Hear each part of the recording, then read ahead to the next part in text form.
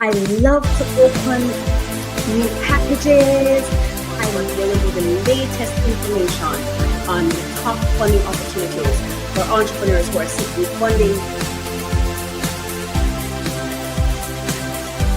Come along with me and Coach Racquel, and this is a passion project for me, so I am so happy to bring this to you. Thank you so much for listening. Thank you for watching.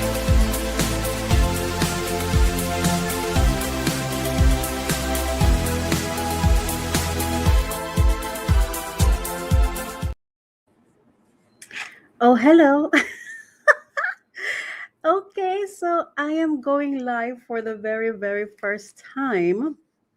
And this is crazy because I'm just not fully set up. Okay, I have a couple of things I need to do. So let's start with this song.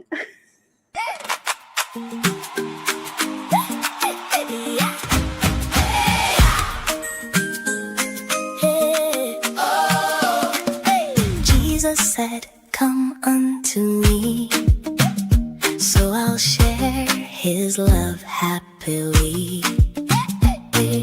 Jesus loves the girls and boys, so I'll spread his love and joy. Come to Jesus, yes I will. Yes I will. Love my neighbor, yes I will. God says it, so I will. Read his word and love him still. God says it, so I will. Learn his ways and do his will. For God so loved the world, he said, so I love my friends instead of hate. Love my mommy, love my dad, love my family, don't stay mad. God loves me, yes he does. I will love because he loves. God says it, so I will.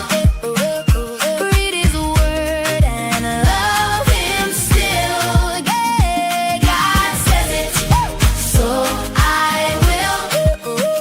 Learn his ways and do his will. I am the head and not the tail. God says I can do things well, above only, not below. With God's help I learn and grow. Head, touch, head, not the tail. Above, hands up, not below. Point down. Let the little children come, so I run to Jesus' arms. Blessed at home, blessed at school. Jesus helps me do what's good. God said love, I will love. God said give, I will give. God said pray, I will pray. God said shine, I will shine. God said so I will.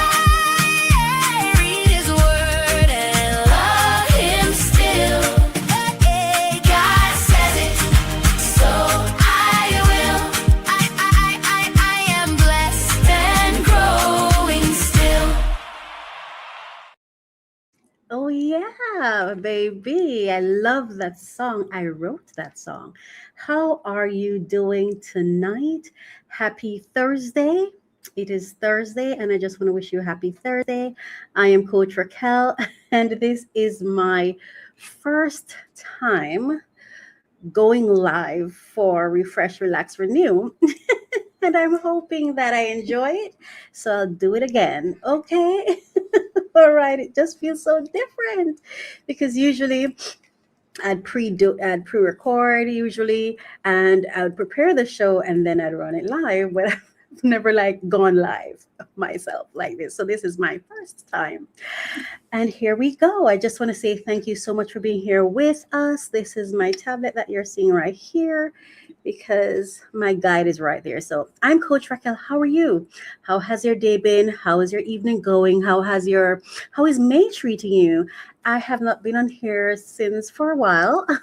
I certainly haven't been on here since I think about since March or whatever. We were on hiatus for a little while as I regrouped, relocated, and did a few things. So, we're back. And I am so happy to be here, happy to be with you. Since it's my first live, please bear with me.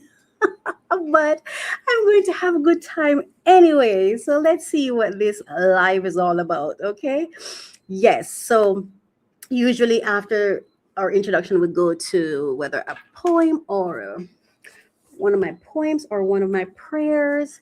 But since we started out with the children's song, the little kitty song, I'm going to share one of my cards from this book, Dear Little Black Girl. It's on Amazon if you'd like to get a copy. It's a really beautiful book full of inspiration. Yes, I'm just going to share one of these. Let's go. Okay. All right. So I'm sharing this one. This one. Okay. All right. Let's go. So it reads, Dear little black girl, dear little black girl, whose image are you created in? You are a reflection of something divine. Your love, your empathy, your strength, your joy. You are a reflection of something divine. Does that image come from people, books, culture, history, or God? And I always say, know God for yourself. Okay? All right. So we're going to go now into our ASMR moment for today. Yes, let's go to our ASMR moment. This is just kind of where we kind of relax before we get into the show, because when we start the show, there's going to be so much that we're going to talk about. We want to make sure that our minds are at the right place, that we're in control of our thoughts, and we're not here to be triggered. We're here to experience conversation and thoughts, So I just want us to kind of relax, reset, and release the rush, so we just calm down. So let's go to our ASMR moment now. All right.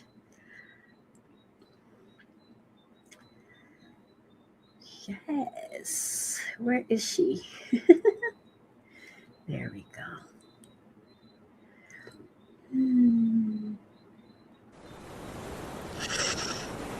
Okay, breathe in.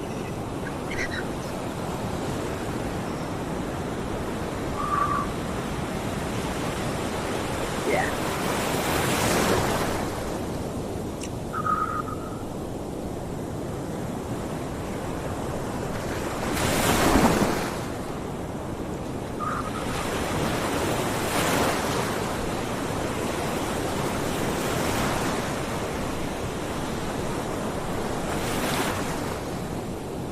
Just relax. Inhale, exhale, just relax. Yes.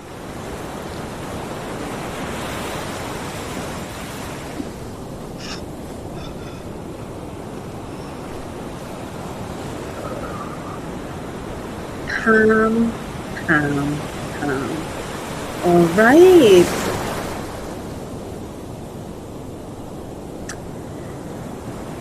Okay.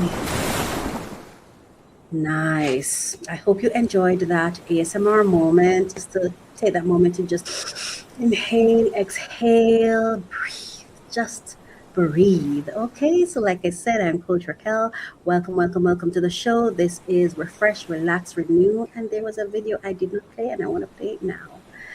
And we also did our ASMR moment, and I didn't play the opening, but that's okay. Like I said, this is my first time, but I'm still gonna play this because I want us to relax to the end, okay? And then I'm gonna go to the opening, and then we're gonna get into the show.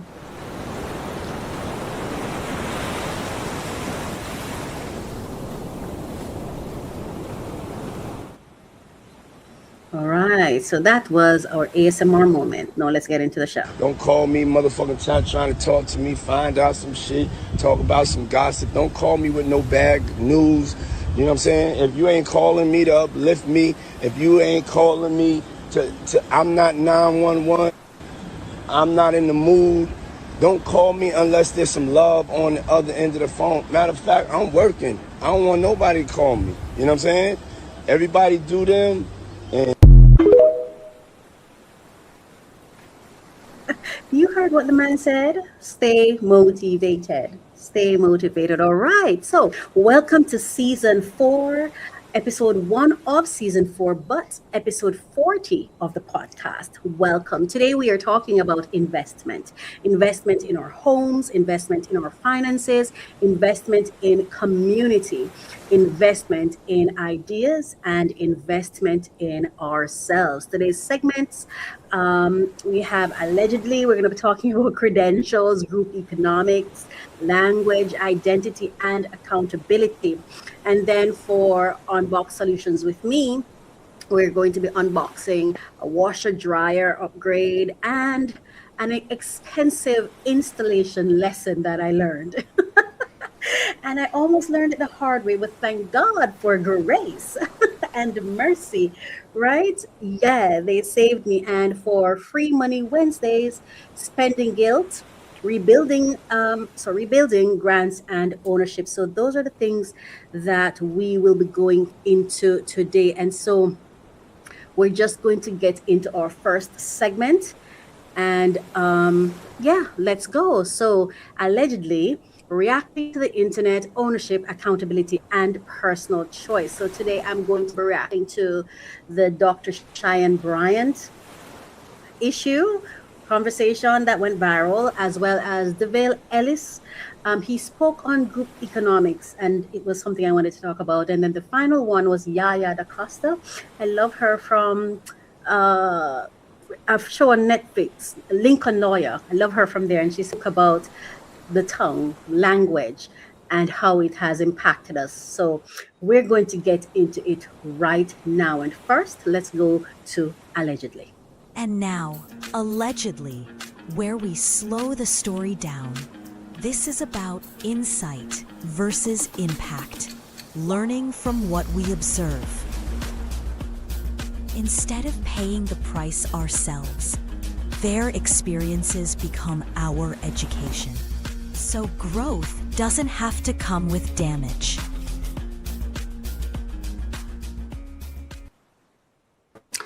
So, hello, thank you so much for staying with us. This is allegedly episode 40. Allegedly, episode 40. So, this is allegedly episode 40. I am Coach Racquel, and let's begin. Okay. So, for today's allegedly, we're reacting to the internet, ownership, accountability, and personal choice. All right. Now, if you see me look over here, it's because I have my script over here, and let me be clear. I want to maintain the integrity of my podcast and the integrity of the stories. And I want to make sure that when I'm expressing myself and when I'm relating the stories, that I'm doing it in a way that's responsible. And that's why I have a script to keep me focused and on target. All right. But this is my script that I prepared. But let's go. So in this allegedly segment, we'll be reacting to the internet, ownership, accountability, and personal choice. And so welcome to Allegedly, the segment where we react, reflect, question, and sometimes challenge the ideas shaping culture. And as always, these are conversations, not attack. Right. And really, this is where truth meets opinion and headlines meet hard questions. And before I even go deeper into this, I want to read our fair use statement. So let's get to that. All right. So copyright disclaimer under section 107 of the Copyright Act 1976. Allowance is made for fair use for purposes such as criticism, comment, news reporting, teaching, scholarship, and research. Fair use is a use permitted by copyright statute that might otherwise be infringing. And in this podcast, we're doing it for multiple of those reasons: criticism, commenting, news reporting, teachings, and research. So that's why we're here today, and that's what we're talking about.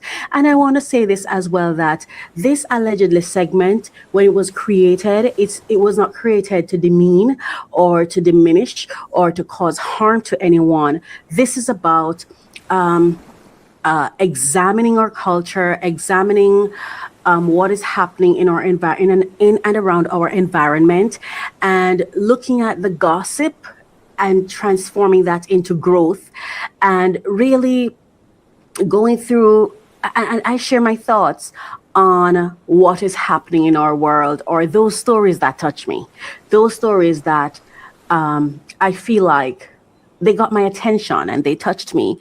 And I just want to add my voice to the conversation, but in a wholesome way, I would say. And I don't mean wholesome in comparison to somebody else, just in a positive way, I hope, in a balanced way, in a way that is beneficial to the good of ourselves, that is beneficial to our growth and advancement. So I look at it from the perspective of breakdowns, create opportunities for self-work, and self-work will always produce breakthroughs. So that is how I view it. And so please bear that in mind as I go through these topics, and I'll be sharing some videos with you. All right, so let's keep going.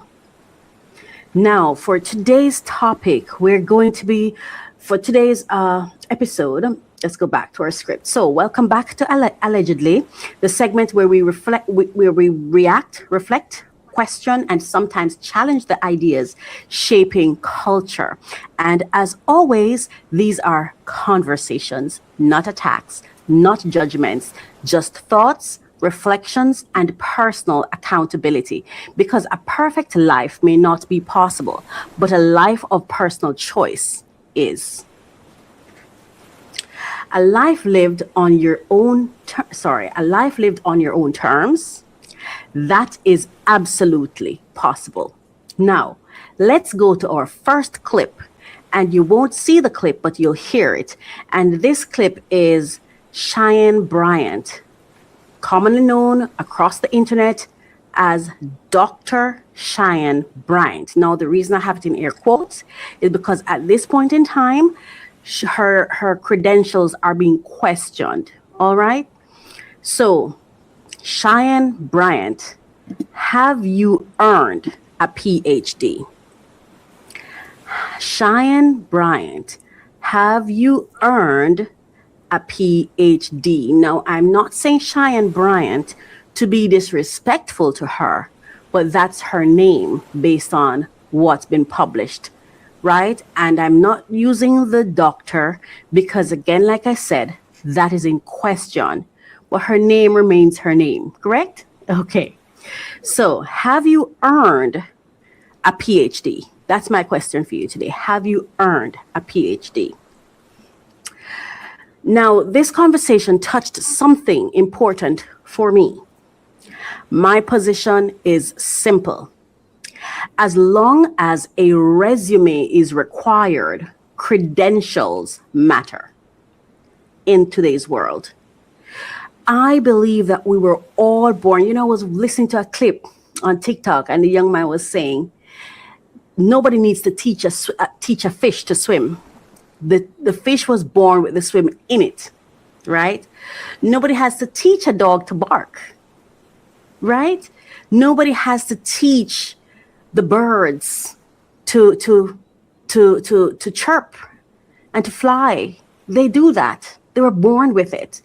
I do believe that human beings were also born with natural gifts and natural talents. And however, the world has this construct that it has us all operating in, and we're all subjected to these operational rules and guidelines and systems, right? And so, if we're going to be talking about service to people, there has to be some degree of fairness and some degree of common requirements across the board, right? So, my position is very simple. Like I said, as long as a resume is required, credentials matter. If a job application asks for education, if licensing bodies require qualifications, if organizations request experience, then factual information matters. Credentials matter. Truth matters. But equal to that, every customer, employer, investor, donor, and community member has a responsibility to research where they invest. I want to say that again. And I'm saying this because too often we shift responsibility for ourselves and our choices to somebody or something or somewhere else when we are accountable for our choices. So every customer, employer, investor, donor, and community member has a responsibility to research where they invest. Are you invested where you are investing? Think about that, please. Personal responsibility goes both ways, right? So now let's go to the clips and then we're going to talk about some advantages and disadvantages. Let's listen. 3 doctorates, a master's degree. Hold on, hang on. I ran into 6 degrees, 3 doctorates, a master's. I have never heard anyone who've earned any degree or any accomplishments or any achievements that they've earned. I've never heard somebody say, I ran into it. See, we have a responsibility to listen because I really don't think this lady lied.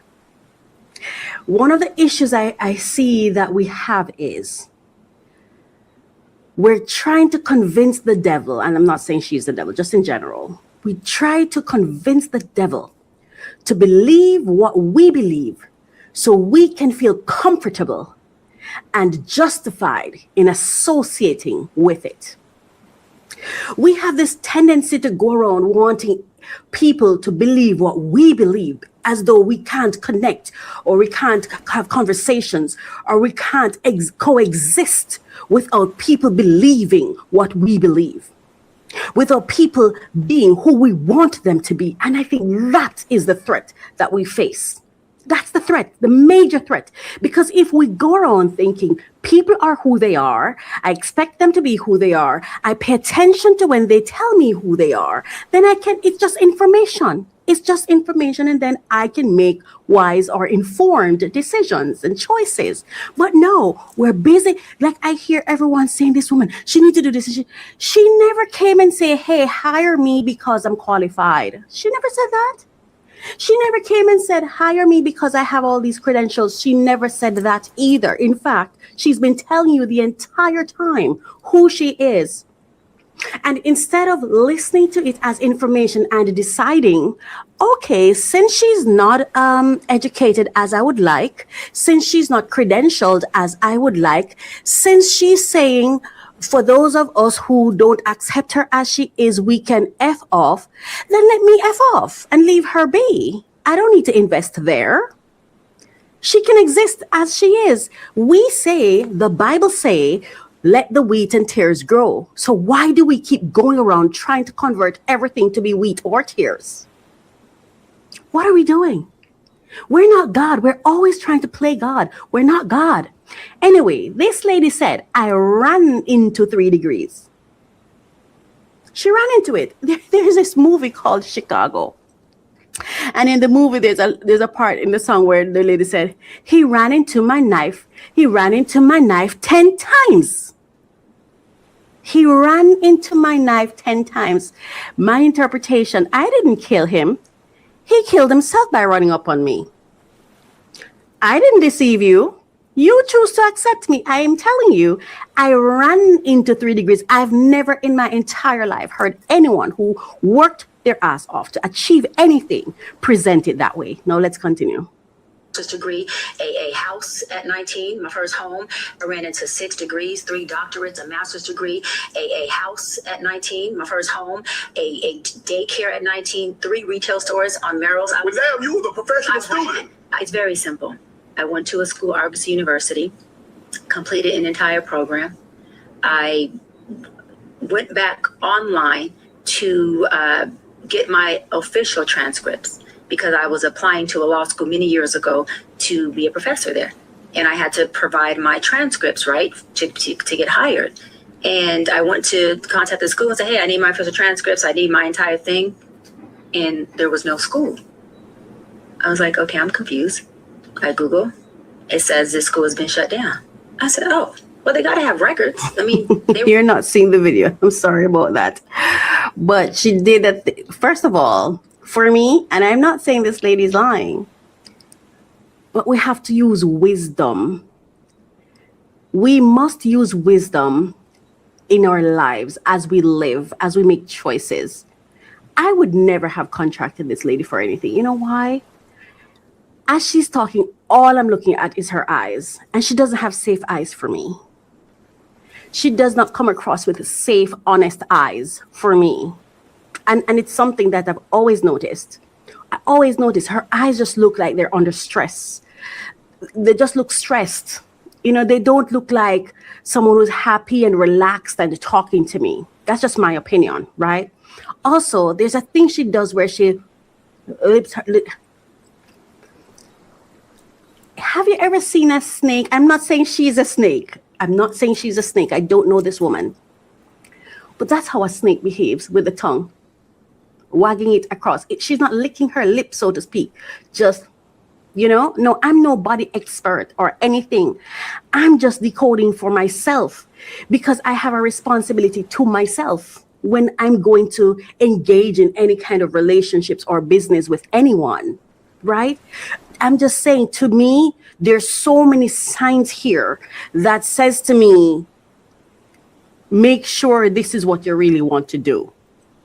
Who is this person? What are they about? Before you hire them, before you engage with them, before you believe what they're trying to tell you, before you accept what they're saying as facts or truth, you have to evaluate. You have to pay attention. Look at their actions, their bodily movements. Their movements, right? Watch them. And I'm watching her eyes. And in my spirit, and the energy that comes from her, for me, is something is off here. I don't have to know what's off. I just know something's off. That's enough for me to know. Do not invest here. Leave. And if I'm not investing, what do I have a problem for? Who is crying? There's one person who I hear come out saying that she was negatively impacted by having hired this person. Now, I think that if there are people practicing in certain areas of business, there are always governing bodies to those businesses. For me, let the governing bodies handle it, because it requires evidence, it requires testimonials, and all of those things before I can start saying, oh, this person should not be allowed to practice or not. But as far as I have heard this lady, I am not yet hearing a lie. She's been her actions tell me who she is. Her words are telling me. She said she ran into 3 degrees. Why would I go to that? Why would I want to choose a psychologist who ran into their degree? So she can run into her degrees. She has the right to exist.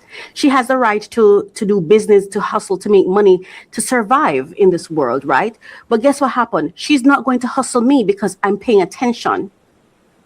And if I slip and she hustles me, then I forgive myself and I move on. Because the truth of the matter is I've not heard the lie yet. She's been clear. But you see, we hear what we want to hear, and we complain that we didn't hear what we're supposed to hear. You're supposed to hear it, receive it as information, and move with wisdom accordingly. Stop telling people what they should be, how they should be, what they should say. That's irrelevant.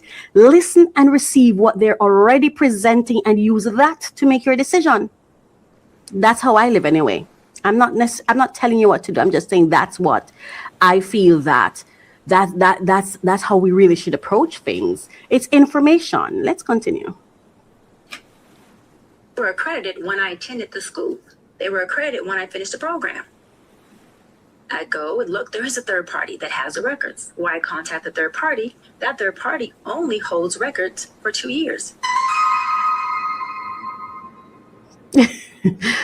A parchment now holds all of the documentation from every student that attended that university. Let me say this, because you see, all this, whether or not, this is what I think is base level. I cannot imagine a person on earth who paid their money, who did the work to earn any degree, and then it disappears, and they treat it with they're flippant about it. I've never seen it. Most persons I know who've earned a degree value that degree, because we understand it's not we didn't go, well, I did not go to college because I wanted to. I did it because I felt I had to, in order to get the credentials, the resource, the proof, the evidence, the requirement to allow me to walk into rooms I want to walk into, to achieve things I want to achieve, to get the job I want to get. You see, the degree is not something one just walks into just because. No, there's a definite goal in mind. There are intentions in mind. So there is no way. I've never heard someone talk about their degree so flippantly and, oh, I can't get my credentials and that's it. Let me tell you something. I'm going to wrap this up because it is pretty simple to me. We have a responsibility to receive information, then make wise choices, informed choices. And when we fail to do that and instead get busy complaining about people, and some of us who are complaining, she's never impacted. See, but it's not, she did not position herself on our television or in our minds. We chose to watch what she was saying. We love excitement, but we have to ask ourselves, what gets my attention? Am I invested where I'm investing, or am I investing where I'm not invested? Yeah.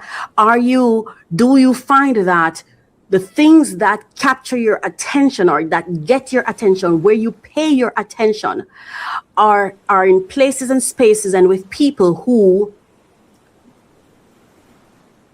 aren't fulfilling you in the right way? Because, people saying, oh, they position her and blah, blah, blah. They can position, there are many other people that are positioned that we don't even know because we don't pay attention to them.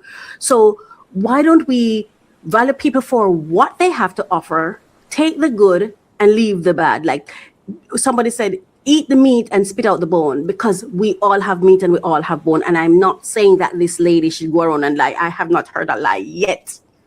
We're the ones busy, instead of hearing what she said and paying attention to that. We're the ones who just run off with the clickbait, the high points and the excitement, the pieces that excite us, and then start telling her who she should be rather than listen. She ran into 3 degrees. What more do we need to hear? She ran into 3 degrees. She said it. I didn't. Okay? According to that clip, it came out of her, came from her lips. I've never heard someone describe having their degree that like that. I earned mine. I have a bachelor's. That's it. But I earned it. I went to school. Okay? I didn't run into that. I wish I could have, but if I could run into some degrees, because I started my master's and stopped. If I could run into some degrees, I would. I was offered an honorary doctorate and I turned it down. All right? Because by that time, it wasn't that essential to me anymore, because I had learned and realized that purpose matters. And it's just a lot that matters. And after I grew up for a while, I realized like some of the things I was chasing aren't that important. You know what I mean? So Now I want to talk to you about the advantages and disadvantages. So, advantages: credentials can protect standards and public trust. Education often reflects discipline, sacrifice, and commitment. Qualifications help people assess risk and expertise, right? Now, when I listened to Cheyenne Bryant speak, especially, I didn't play the clip here, especially the part where she said, and I tell you again, listen to her. She said something to the effect of, let me see if I find it. No, something to the effect of, for my doc squad and for those people, like she's saying, for those people who support her, she'll go ahead and explain to them. But for those who didn't accept her anyway and will find reason not to accept her, whatever, they can F off. You hear what it says? Education often reflects discipline, sacrifice, and commitment. Credentials can protect standards and public trust. I don't think I need to say anything more. If we pay attention to people, we'll know who are just hustling us and who are really seeking to edify us, to uplift us, to build us. And I am someone who I don't want anyone to do anything for me for free, including uplifting me. I will pay you to. Because the truth of the matter is, the only way you can prioritize me is if I remove the worries you have so you can actually prioritize me. For example, paying you so you don't have to worry about being hungry. You don't have to worry about your bills. You don't have to worry about electricity and all of that. You don't have to worry about having a space to facilitate me because I am paying you so you can go pay the bills, so you can focus on me to serve me. And that's some of the things that people just don't understand. Right? But again, I'm yet to hear someone who have earned their degrees even express themselves in that way. People who have degrees, they want you to respect them for it. They want you to know that they have it, and they want to act like they have it so you can know they have it. And to me, this is a lady who flaunts herself, which nothing is wrong with it. Whatever works, yes. But for somebody who is so self-confident and you're out, here I am. I cannot foresee such a person not also flaunting their qualifications. I just can't see it personally. I can't see it. Anyway, the disadvantages. Credentials alone do not guarantee character. And that's true, right? Credentials alone do not guarantee character. Degrees do not automatically equal wisdom or ethics.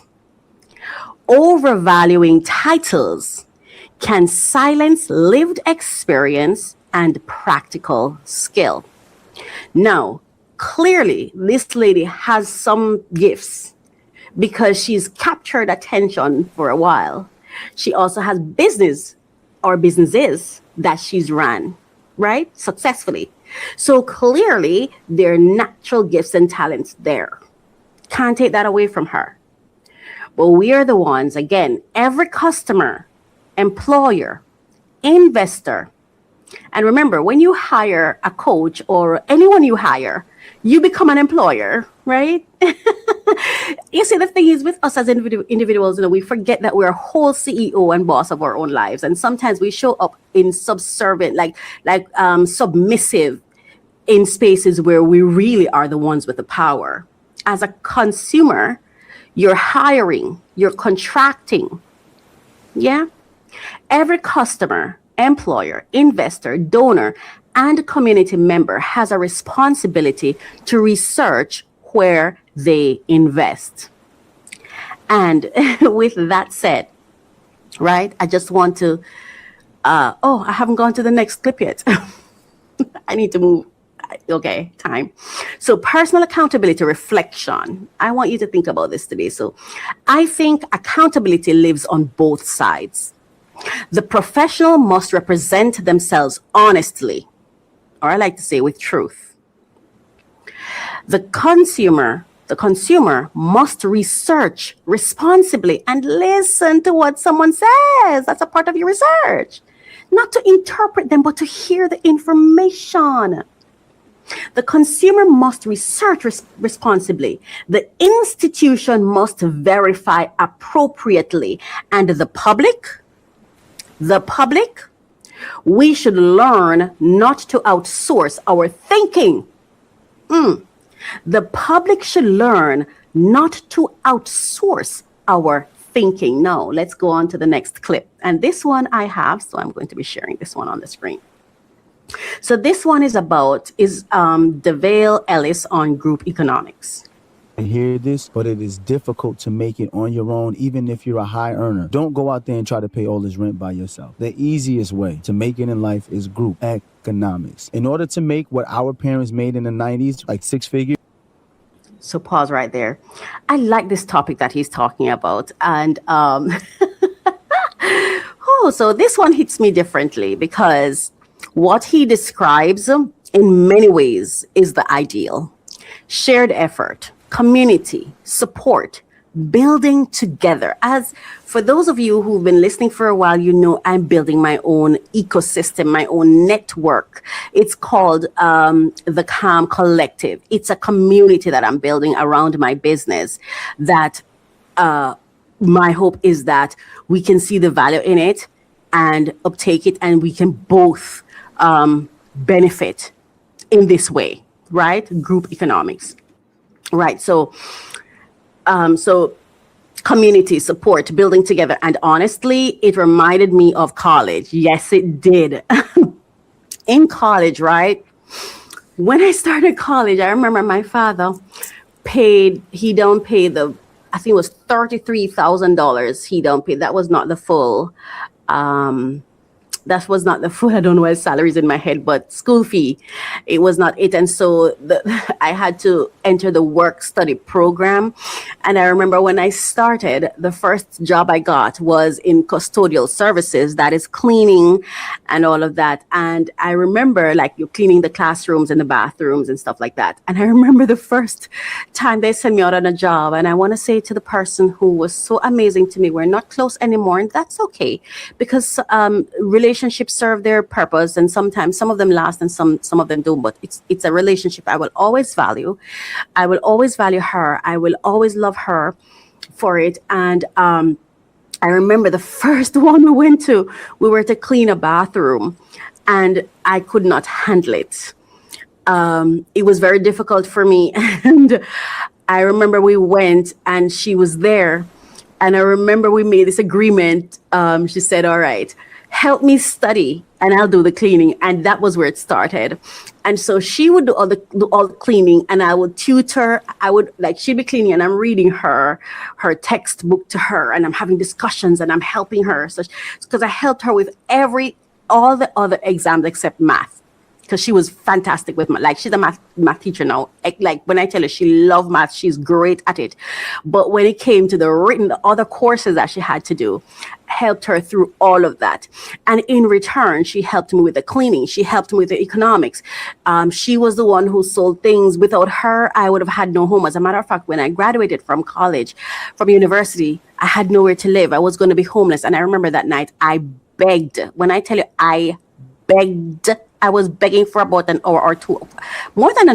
I think I was begging for more than 2 hours before the driver who came for her, the guy who was driving the van, said, okay, just let her come. Just let her come. Because that night I did not know what I was going to do. I had nowhere to live, nowhere to go. And I was begging her because throughout the entire time of college, she was kind of my support system financially. She helped me a lot financially because I did not have any help. So I'm talking about group economics, as he's talking about. I could not have survived college without group economics, right?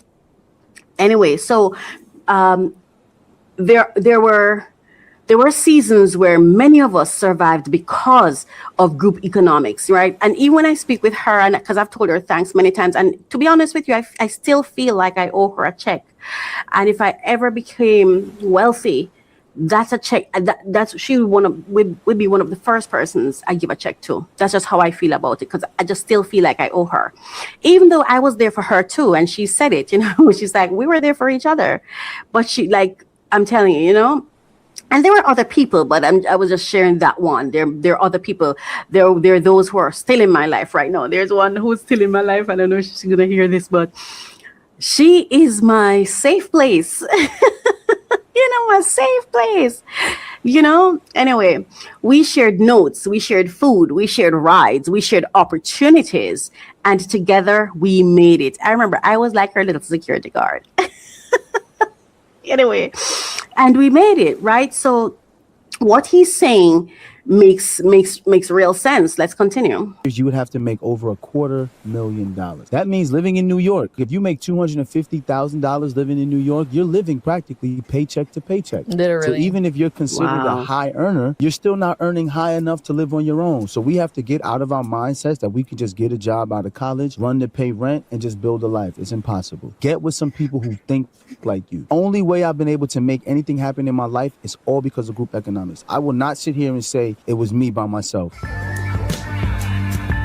All right. And he's, I what he's saying is correct.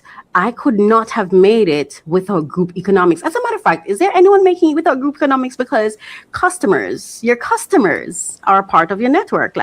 And that's why for me, I build my network, because I take on an accountability and a responsibility that those people who fund me, who invest in me, I am building a system where they have the option to tap in or not for more benefits, because there's something I live by. If you pay me $1, I commit myself to delivering the value of $2. That's something that I practice heavily, because I think it's because of how I grew up, and I've never had the luxury of feeling like someone is responsible for me. And so when someone chooses to invest in me, I really, truly, deeply value it, because I almost feel like you didn't have to, but you have. My parents were stuck with me and, to a great extent abandoned me. I was an abandoned, neglected child who had to figure things out on her own. So when someone shows up and makes that commitment, I have such deep appreciation for it that I want to make sure that I'm offering value so that I within myself can feel like there's fair trade here, and that's why I build a network around my business.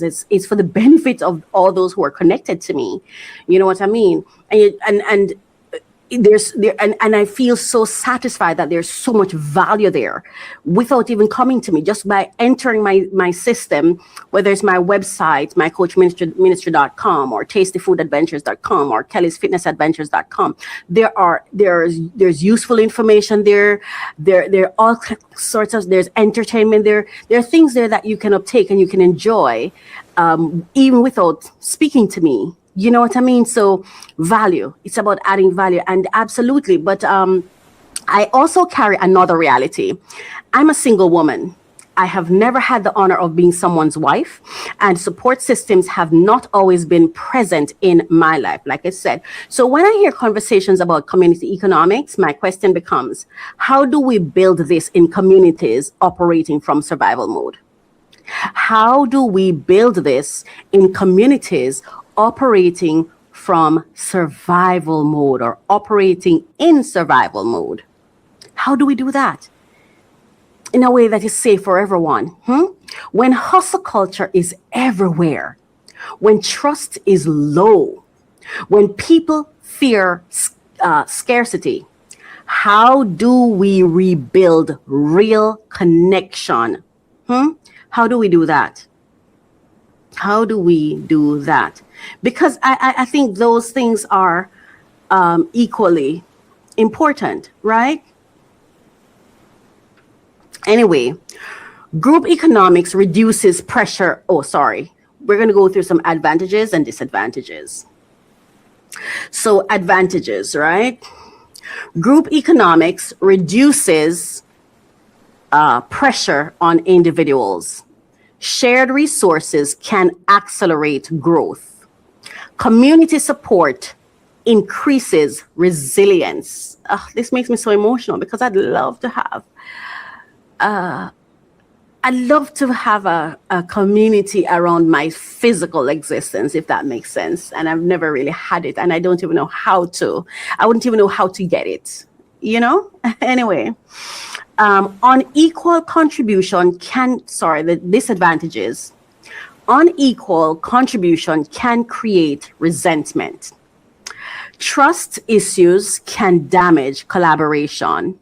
Survival environments may prioritize money over relationships. Yeah. Personal accountability reflection. Community matters, but personal responsibility still matters. People cannot pour from empty cups. We need healthier people to build healthier systems, to create healthier economics. Now, our final clip. And this is an actress that I really, really like her. I first met her on Lincoln Lawyers. Yeah, Lincoln Lawyers, something like that, or Lincoln Lawyer, something like that. The name of the show on Netflix. That was where I saw her for the first time, and then I went to research her and found out that she was on America's Next Top Model and so on. But I love her. She have the head wrap thing, and I'm a head wrap girl. I don't know why. Like, I feel the most beautiful when my head is wrapped, when I wrap my hair. I feel the most myself when I wrap my hair. Yeah. Let's go. This is not our language. We're all speaking white. This is not our language. We're all speaking white. This is not our language. We're all speaking white. Listen, if you're on my Facebook page, and if you've been on my Facebook page for a while, you'd have heard me talk about the English language for a while. Funny enough, I never necessarily saw it in this way. We're speaking white, but I've always known that English was supposed to be a tool. And I feel like it's like, let me put it like this. It's like it was supposed to be a uniform, but it has somehow become our skin. It was not meant to be our skin. It was meant to be a tool to achieve a certain goal. But now it's like, if you're not speaking English and speaking it a certain way, then, like recently I heard that I'm Jamaican. And recently I'm hearing where they're saying the language, the language or the tongue of the people is no longer welcomed in the parliament or the room where governance happens, or where laws and governance is developed, or where the discussions are held. And so it's almost, to me, it's like you're saying, I feel like you're saying you're not you have no sovereign here. If that's what you're saying to the people, because you're saying to them now, you will have to interpret what we say. So there's a barrier there. It even come mighty close to feeling like ostracizing, marginalizing, demeaning, and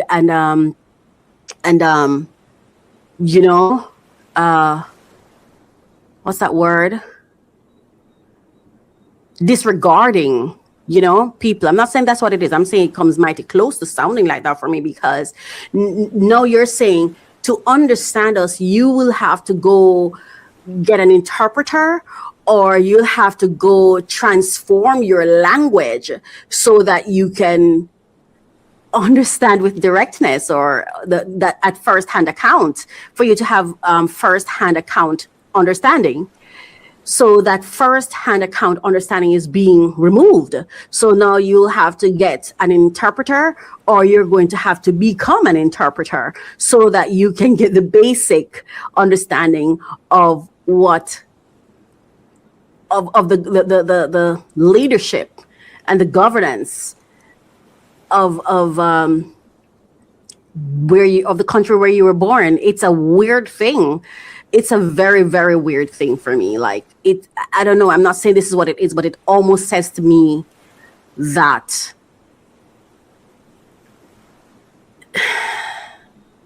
You're a foreigner here.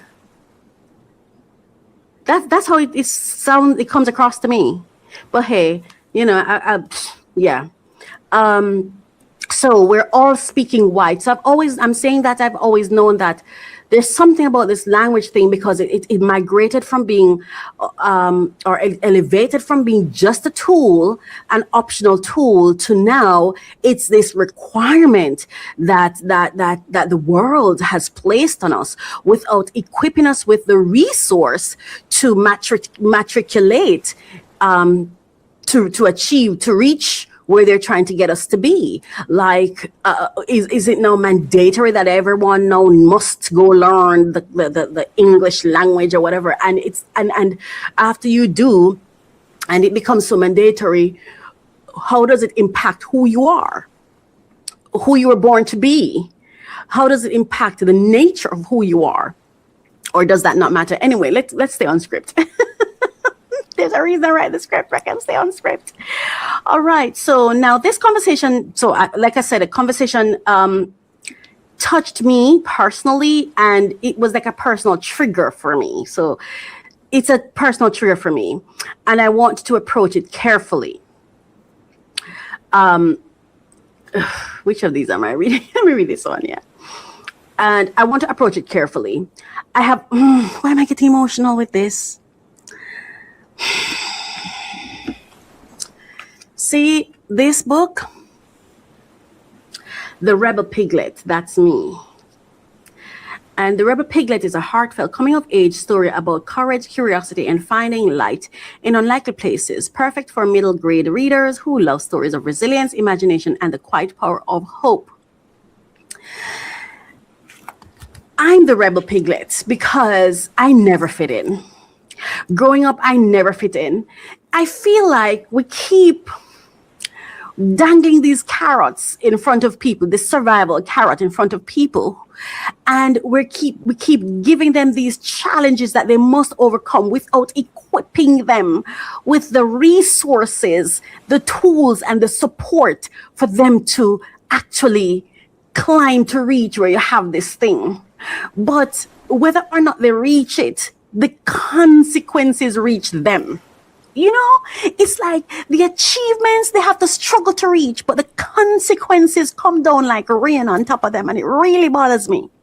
You know, anyway, I have often struggled with the idea that language, something designed as a tool, can become identity. In my opinion, language shapes perception. Words create images. Images influence assumptions. And assumptions influence behavior. I don't know, I'm getting emotional.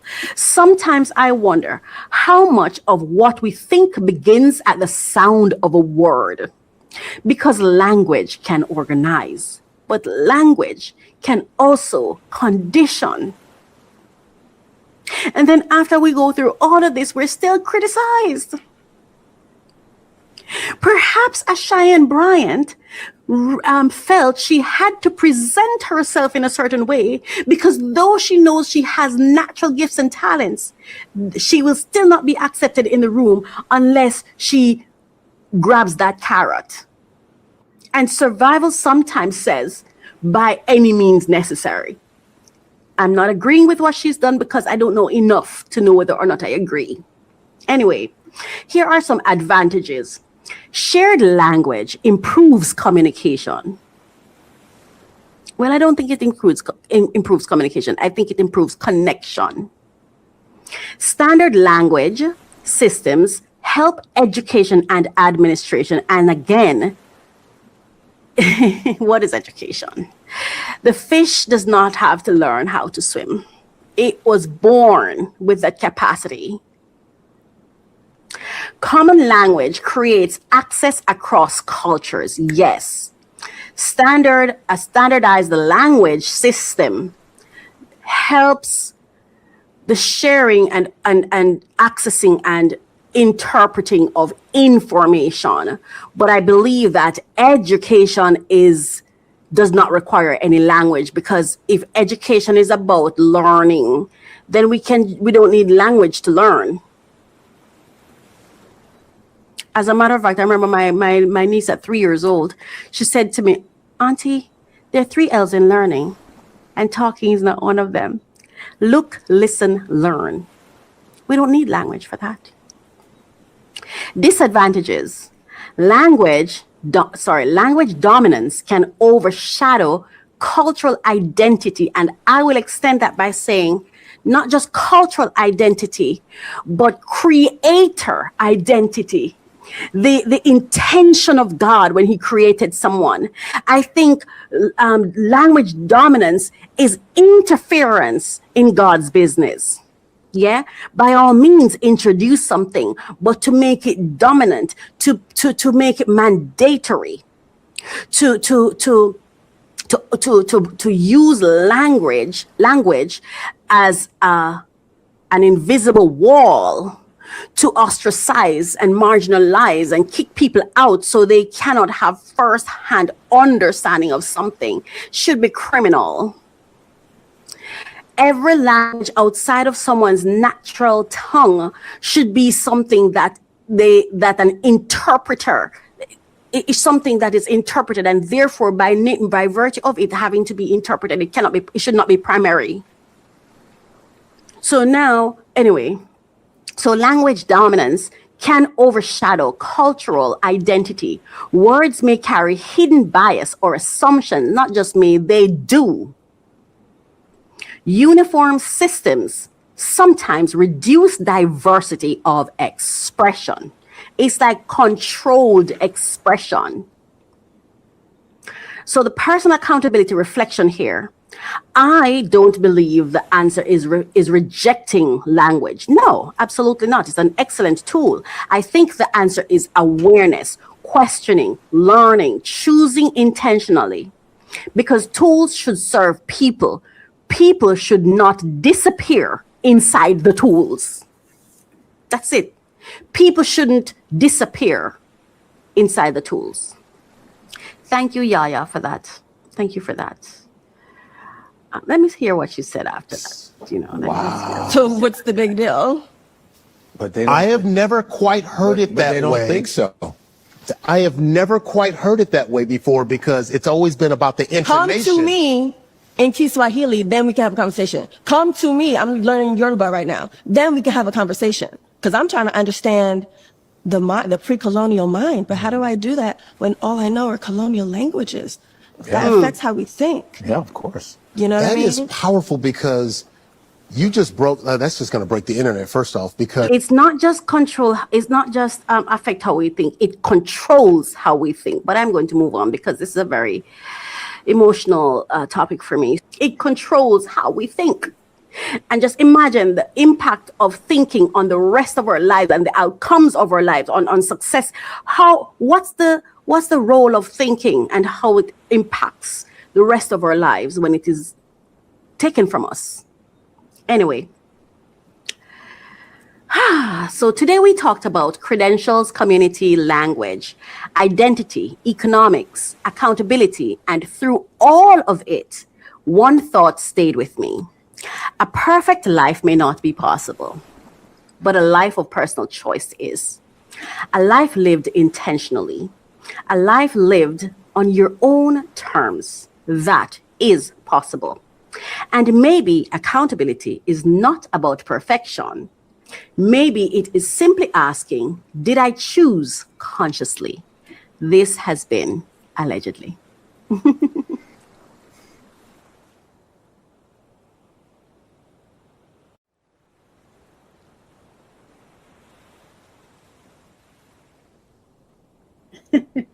My apologies for that. Thank you so much for staying with me so far. That was Allegedly, and listening back to it, wow, just wow. And that language thing is a big thing, but I'm not going to do the show all over time. We're going to go on to our next segment. It is my hope that you are inspired, and not just inspired, not inspired to feel inspired, but inspired to find your place and stand in it. find your strength, that inner strength to find yourself and own it. You know what I mean? Anyway, let's go to Unbox Solutions with me. Thank you for staying with me. And if you have any questions or anything, you can drop it in the comment section and I'll answer. All right? Thank you so much. All right, let's go.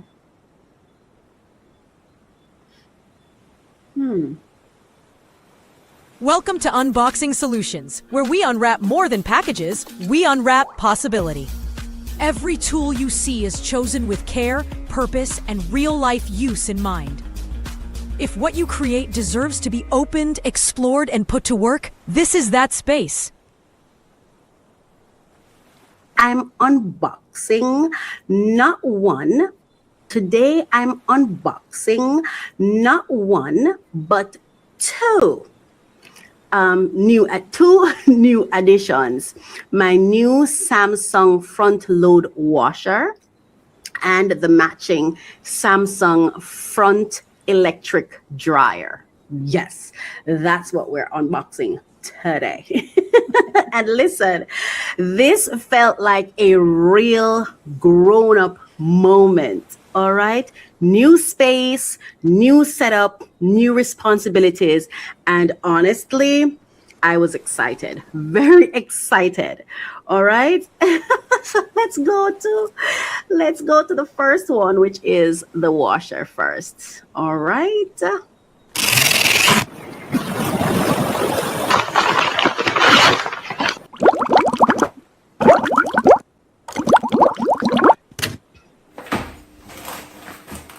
So that's me in my kitchen unboxing it. So the washer, right?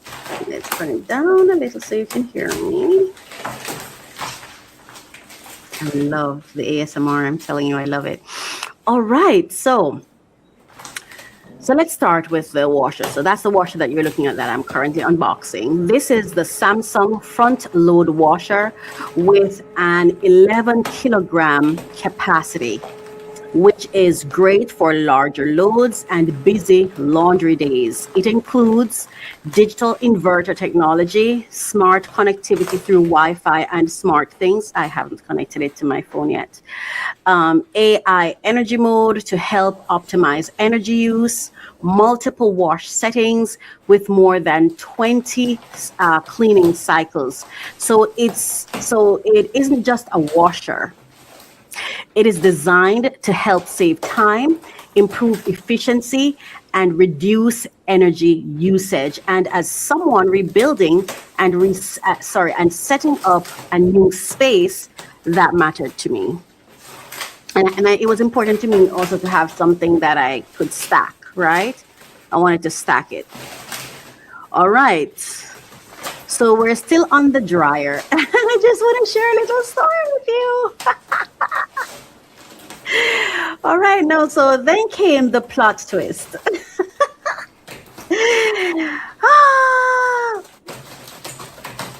All right. Let me see if I have it down here if I don't want. Okay. So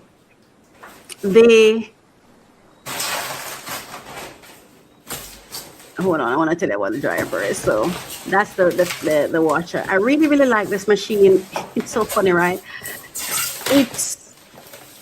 I feel like it is manageable. I remember the machine. I had a machine before, which was the double decker, right? Couldn't take it anywhere without it being damaged and fitting it. It was just a lot, and especially and I had that because I had my own home. But then when I had to start renting again, that became an issue. So I had to give it away. And I had bought another washer, but then where I was living before had its own washer dryer, another double decker. So I gave that one away as well. And so here I am with this one that I got for myself. And I purchased this at Price Smart in Jamaica. Price Smart in Jamaica. I actually got it in Kingston, right? Yeah. So I'm very pleased with it. I love how it works, but it took us some time to get to peace. And I'm going to tell you about it after we get to the dryer. So let's go over to the dryer now. So that's the washer, right? We're going to come back to the washer. Don't worry. Let's go to the dryer now. So That and yeah, the plug as well. So the plug that comes is a European plug. So I had to, the person who installed the machine for me had to try to change that over to a plug that could be used locally. All right, so I want to go to the dryer first. Oh, so here is the dryer. I'm about to now unbox the dryer, and now let's talk about the matching dryer. This is the Samsung front electric dryer with an 11.5 kilogram drying capacity. It has a modern white finish, smart features, and several functions that immediately caught my attention. I loved, to be honest with you, I like the front load. I like that. Yeah. And I like that it could be stacked. Right, because I have a smaller space.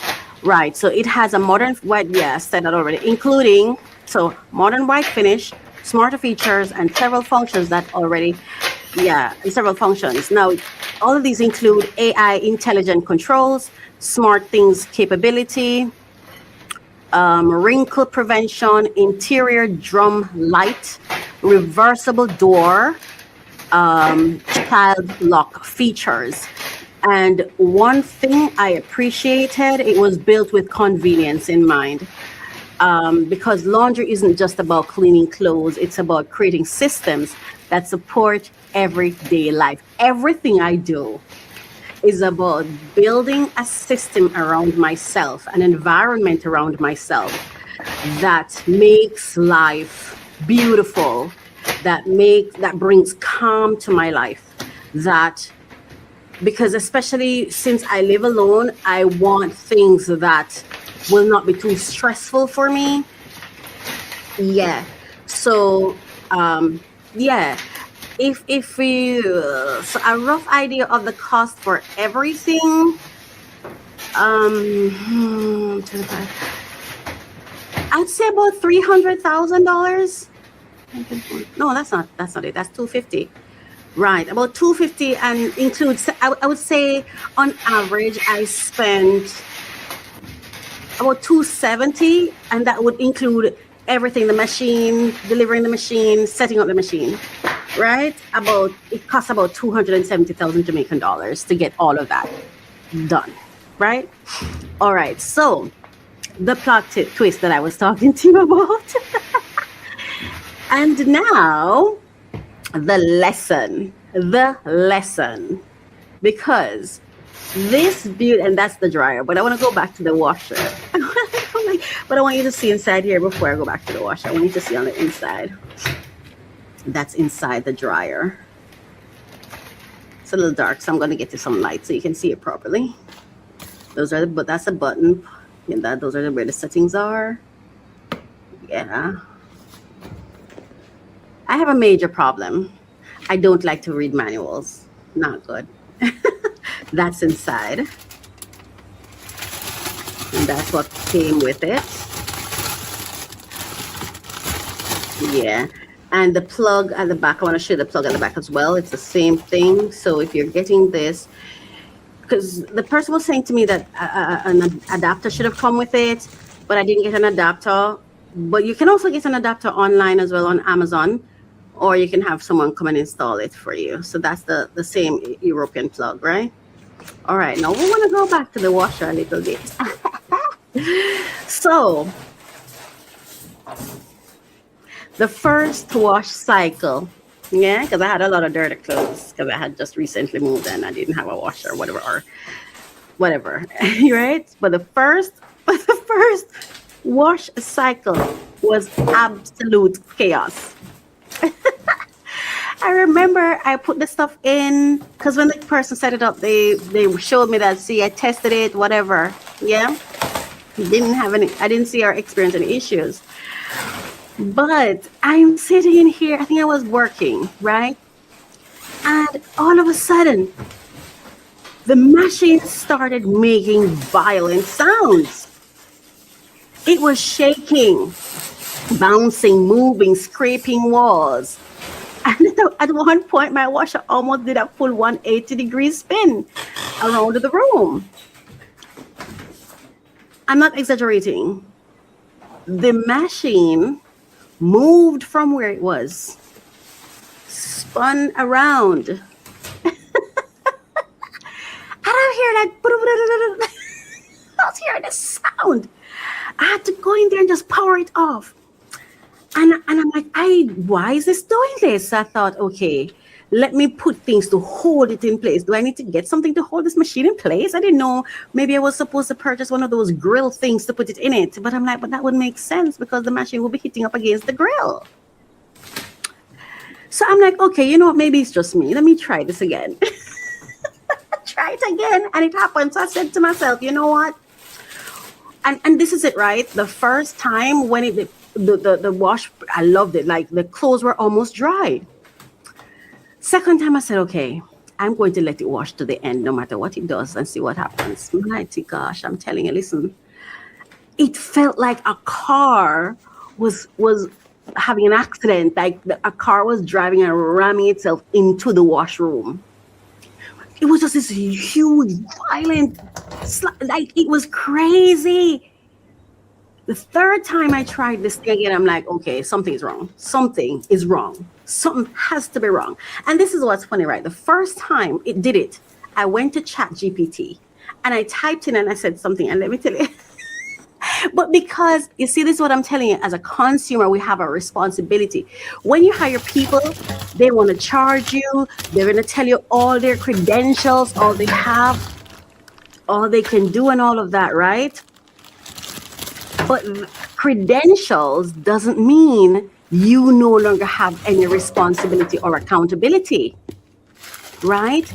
Because they're going to do what they're going to do, but you have to remain informed. I should have read the manual. I don't know why. I just don't like to explore rather than read. But I have to do that. I have to do that, right? So I realized that. So I went on ChatGPT the first time, and it said something about a bolt. Make sure the bolt is removed.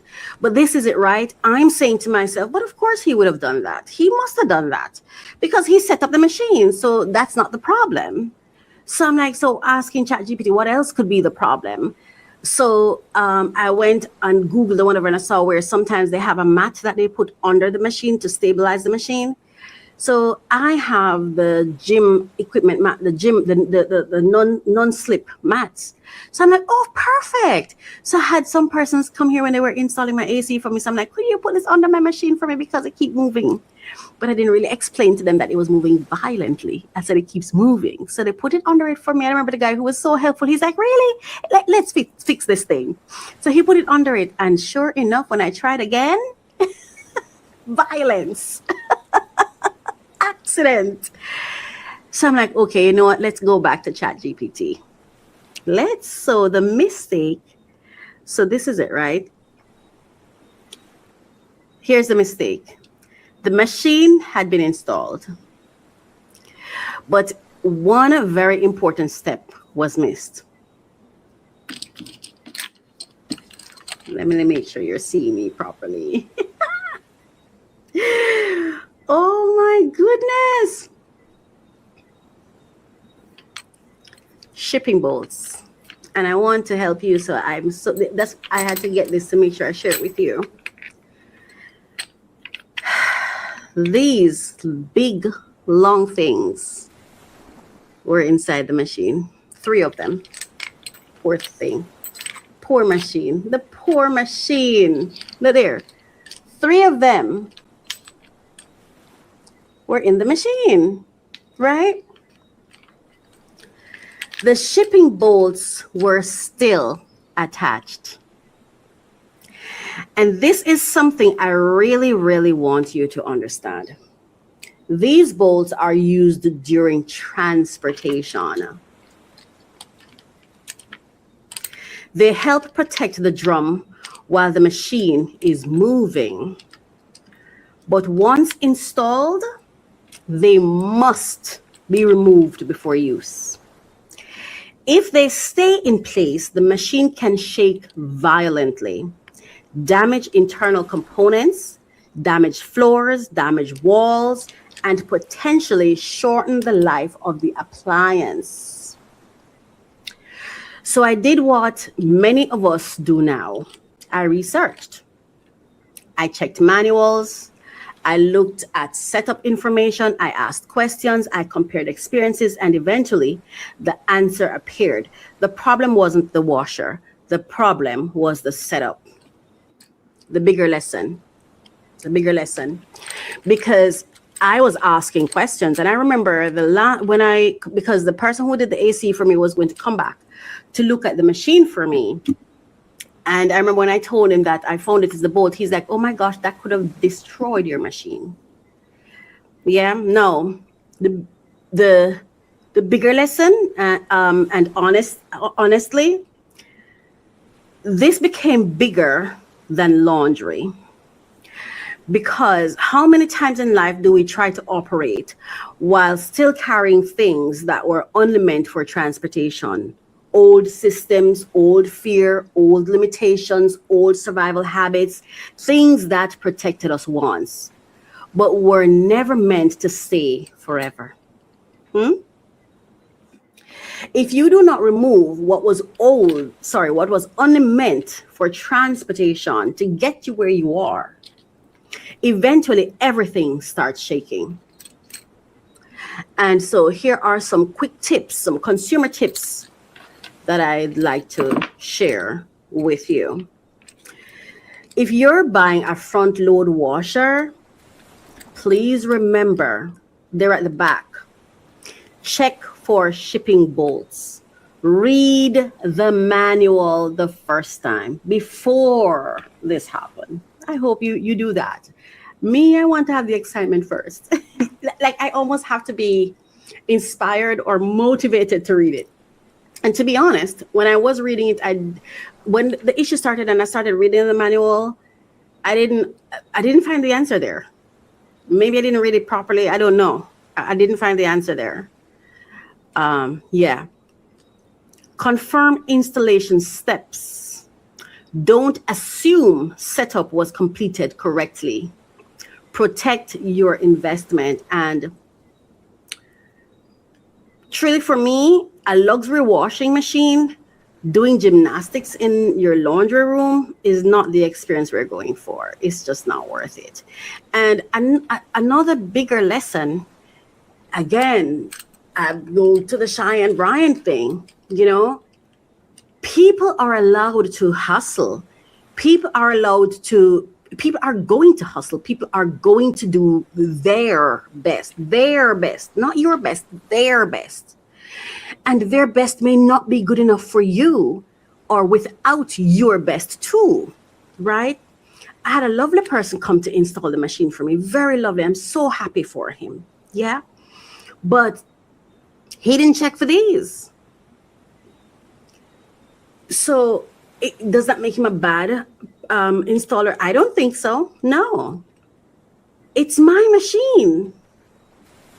I have to make sure I have an accountability and I have a responsibility to myself to make sure these things happen. And so when I did my research the first time, I should have trusted that. I should have trusted my first instinct. I didn't have to call back. I should have trusted my first instinct. When ChatGPT said something to me about the shipping bolt, I should have just proceeded to read what that was about and check. But I stopped. I didn't look at that. I didn't check that option at all because I just concluded, but I had someone install the machine for me. If there was something that needed to be done, it's already done. That's what I thought. So I figured it has to be something else. I didn't think it was anything having to do with the actual machine that was causing it to happen. I thought it had to do with either where I have it, I don't have something under it. It was something else until I really went back and realized shipping bolts. So even when you hire someone who's excellent, who's talented, gifted, qualified, even then, your work does not stop.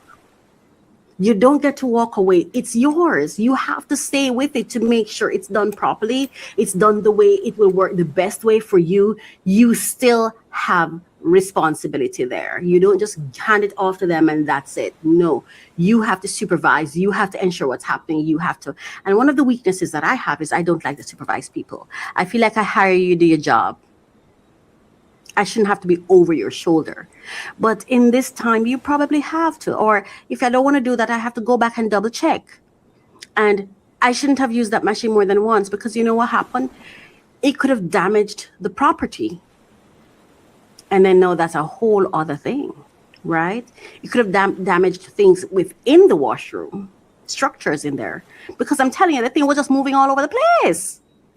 I would go in there and I'm telling the thing is like fully turned around. The front is almost at the back.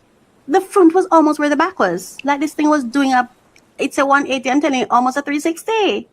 It went beyond the 180. You know what I mean? So these are things that we have to bear in mind, because these are costly investments. I told you the cost for it. You know, so today we unboxed more than appliances. We unboxed preparation. We unboxed ownership. We unboxed research. And we unboxed a lesson that could save somebody else money, stress, and repairs. This has been Unbox Solutions with me. Wow. Thank you so much for staying with me. Listening back to that, it was exciting, but I also feel very grateful, because the machine could actually have been badly damaged, and I could have also damaged inside the room.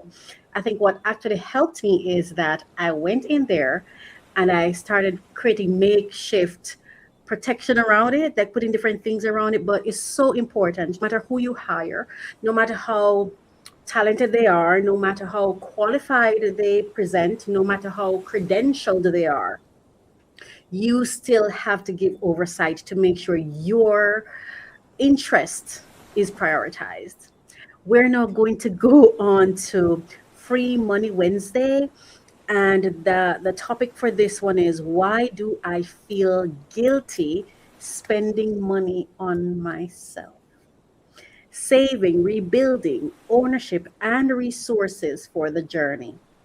And this is something I experienced. And so we're going to be talking about it. So let's go. Wow. Thank you so much for staying with us, though. It's been nice having you here and just experiencing it this way and being live for the first time doing this. It's very interesting, you know. It's a very interesting experience. Oh my goodness. Let's go. This is Free Money Wednesdays, where funding meets vision. Access becomes strategy, the fastest way to get attention. Apply for funding that lets them see your brand in motion. If you're building something worth backing, visibility starts here. For today is, why do I feel guilty spending money on myself? Saving, rebuilding, ownership, and resources for the journey. Welcome back to Free Money Wednesdays, the space where we talk about opportunities, resources, grants, ownership, and building a future with intention. And today I wanted to share, I want to start with something personal. I want to share something personal with you, because this episode almost didn't happen. Not because I did not have grants to share, but because I had feelings I had to process first. So my story, recently I relocated, and with relocation came expenses. New home setup, new purchases, new responsibilities. I had to purchase things I genuinely needed. A washing machine, a dryer, household items, air conditioning. And while I was buying these things, I felt something I did not expect. But let me say this. I felt guilty. I felt guilty. Very guilty, actually. So guilty that it broke me. And I had to pick myself up off the ground. You see, growing up, I've never had the I never had security in feeling safe or feeling like someone's going to provide, someone's going to protect. I've never had those things. And then as I grew older, I have not had that relationship either where I feel like somebody says, oh, I love this person so much and I got you kind of thing. I have people in my life who say, they show up and they're there. And if I call them, they're there and stuff like that. But it feels like favor to me. Or something, a service I pay for, right? So because of that, I've always had to work hard to take care of myself. But sometimes in doing so, sometimes I feel like I'm always behind the eighth ball. Like I'm always behind the target. Like I can never hit the mark. You know what I mean? Like no matter what I do, no matter how much I achieve, no matter how far I've come, it's like the spot I've been in, not all my life, but the spot I feel like I was in, that scarcity spot, like it's following me, and I'm so vulnerable to falling back there, right? So it's like you're making strides and stuff, but you feel like, why do I feel like I make 2 steps forward, 4 steps back? And that's not I don't think that's real truth. Well, not think. It's not the truth of my situation. It's not. In that all the strides I've made have made life easier and better and better. However, there is a goal that I have in mind that I have not yet achieved. And sometimes I have to be careful not to judge my movement by the goal that's ahead of me, not to judge my movement by the goal ahead of me, but to judge it by the spot I'm leaving. Does that make sense? So let's say where I'm leaving is 10 steps behind me, where I'm going is 10 steps ahead of me. If I base my movement on what's ahead of me, I feel like I can never get there, no matter what I do. But if I judge it by the steps left behind me, I can say, oh, but I'm 10 steps away from where I started. It's what I'm saying. So I have to see the cup as half full. I have to see my efforts as these were efforts that worked. I may not be where I want to be. I might not have, I'm not where I want to be yet, but I'm closer to there. And I am not where I started. So I have to remind myself of those things, because I get back in that trap where I confuse where I've started with where I'm trying to get to, and have them shift place. Like, oh my God, this is where I'm at, so how come I'm not there? No, that's where I'm heading. I wasn't there before, so I'm heading there. But I'm definitely not where I'm coming from. I don't know if that affects you, but it's something that I had to realize was affecting me. So I had to do some self-check, you know what I mean? So I felt guilty, very guilty. Not because I was reckless, because I'm not. Not because I went shopping for luxury items. I felt guilty because I was watching savings go down. I felt like, oh my gosh, all my savings are being depleted. I had $10, now it's $5. And then I started blaming myself. You can't even save. I started blaming myself, And those savings represented something. It represented my steps closer to where I'm trying to get to. Right? They represented land. They represented future plans. They represented goals. And even though I understood logically why I was spending, emotionally, it still hurt a lot. It was a struggle.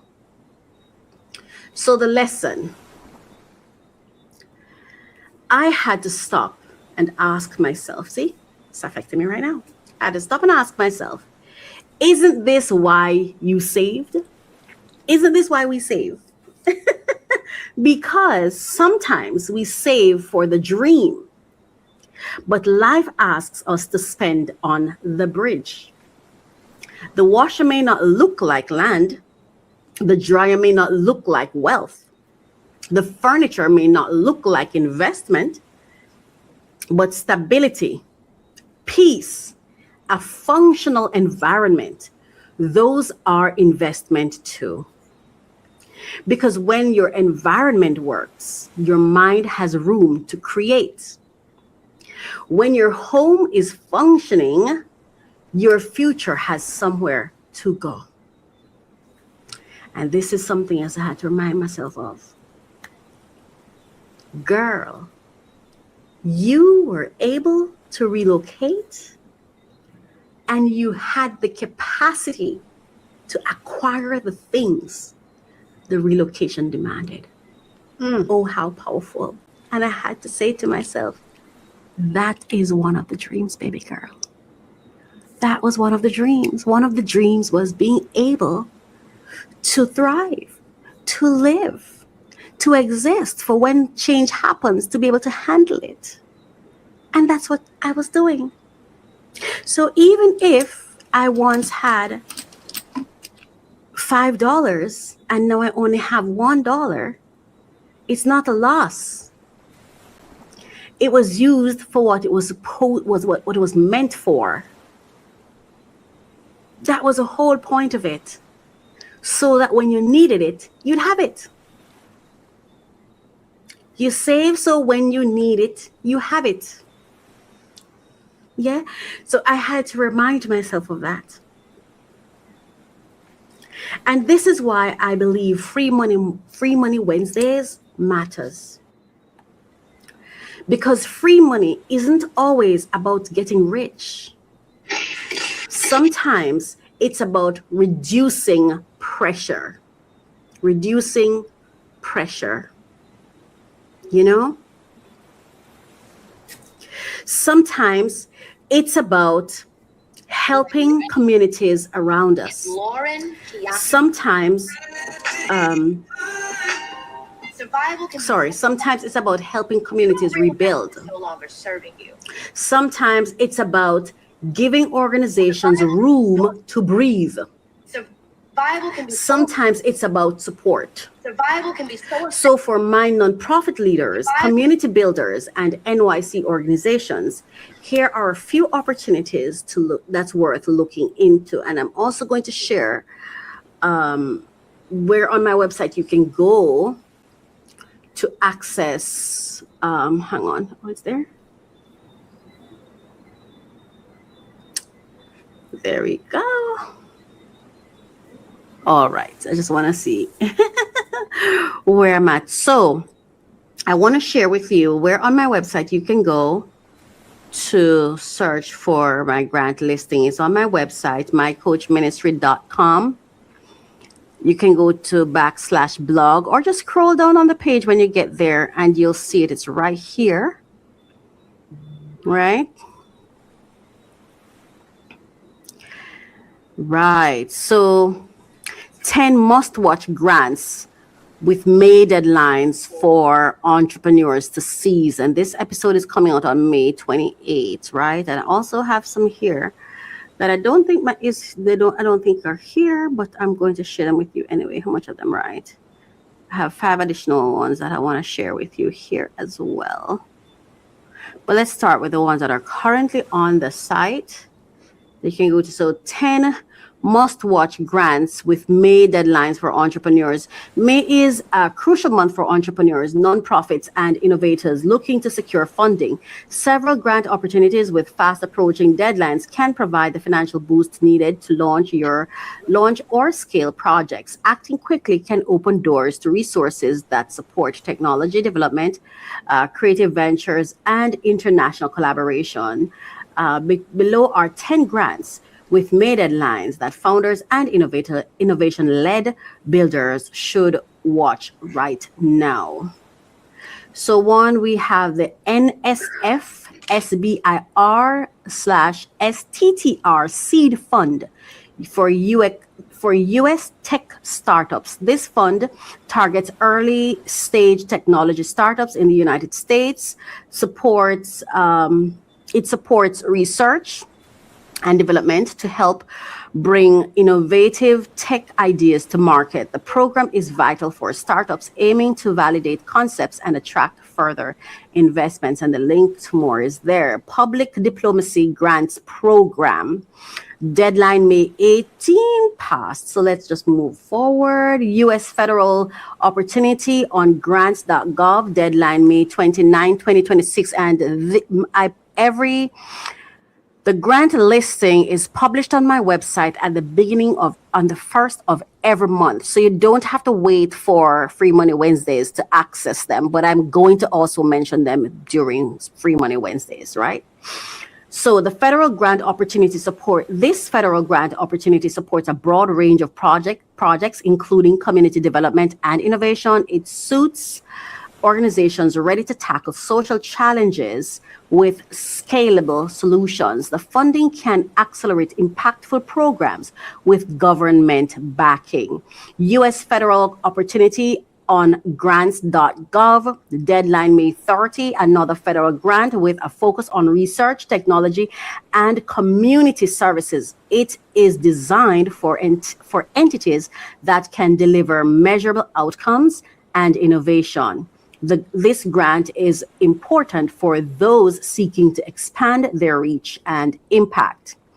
Canada Pathway to Commercialization for SMEs.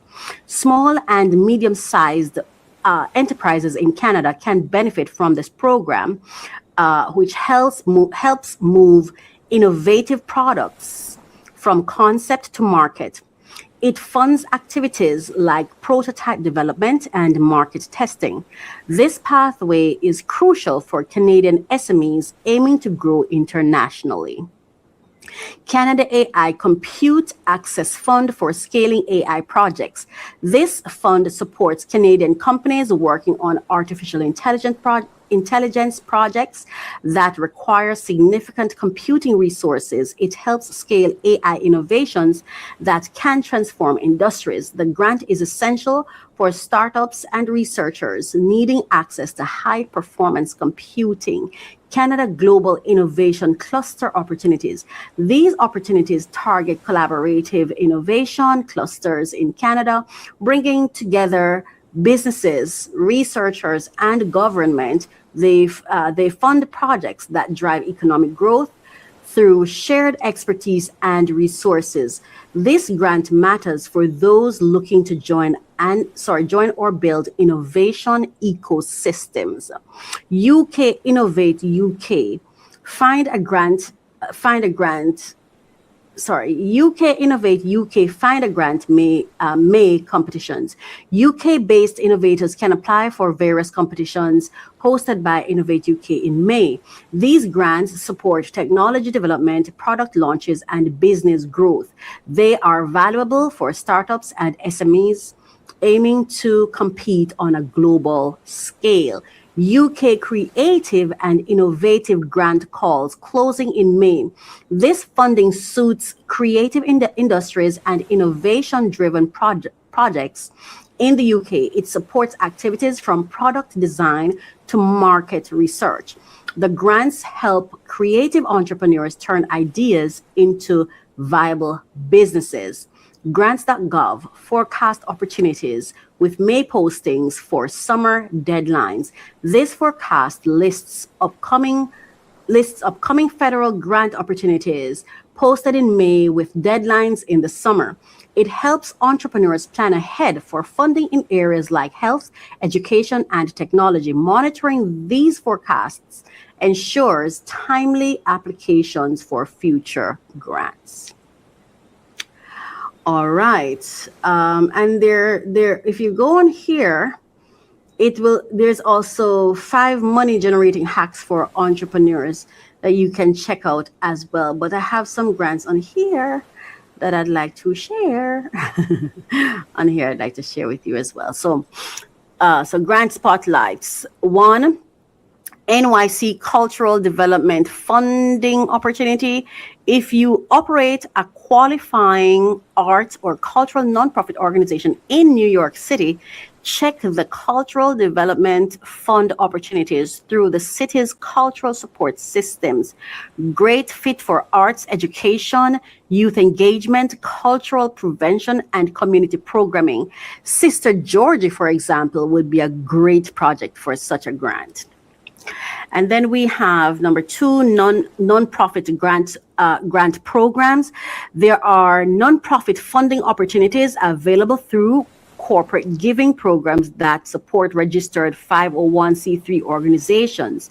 Areas include or often include community development, education, economic mobility, youth services, neighborhood impact, because we also have Bible Talk for Children, which is also another good project. So then we have the veteran and wellness grants, organizations working in wellness, outdoor engagement, healing experiences, and veteran support should also watch nature and wellness related funding programs. These sometimes support mental health, community recovery, and quality of life initiatives. Number 4, environmental and community improvement grants. If your nonprofit works in beautification, community gardens, environmental education, youth spaces, cleanup projects, or neighborhood revitalization, environmental grants may be worth exploring. And the final one, number 5, community leadership funding. And for grassroots leaders, community leadership grants continue to be one of my favorite categories because they often support local solutions created by local people. Never underestimate community-based funding. And the reflection for today. Okay, our reflection for today.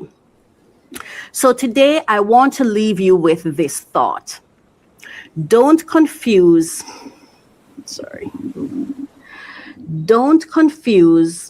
necessary spending with failure. Relocation costs money. Rebuilding costs money. Healing costs money. Growth costs money. And sometimes the money you saved becomes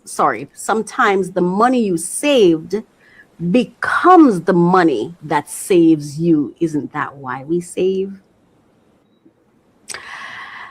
That doesn't make you irresponsible. That makes you prepared. Okay?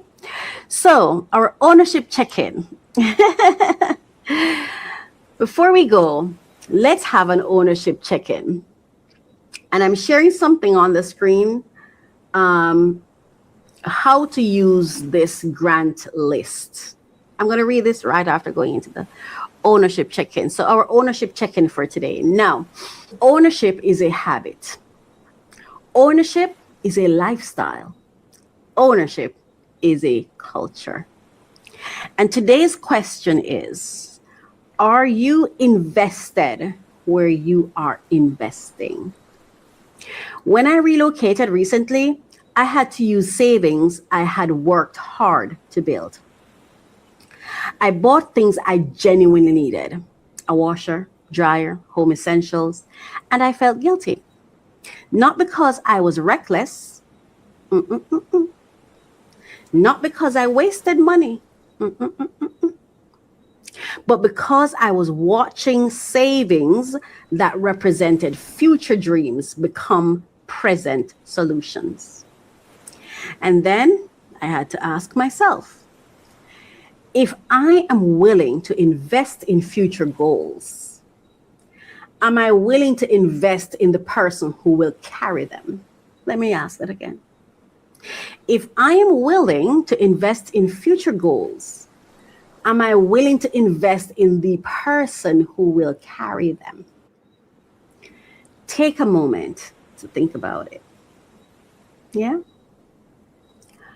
Are you investing in environments, the systems, the people, the habits, and the stability that support the future you say you want. Because sometimes the investment isn't the dream. Sometimes the investment is the person carrying the dream. Now, let me share the 10 ways to maximize your grant applications, and then we're going to close. Match mission and eligibility. Check deadlines and set reminders. Organize documents in advance. Pre-write common proposal sections, and this is being shown on the screen for those of you who are watching. So pre-write common proposal sections. Align with funders' values. Customize each application. Connect with past winners for insights. Follow the instructions precisely. Proofread and review thoroughly. And stay persistent and apply consistently.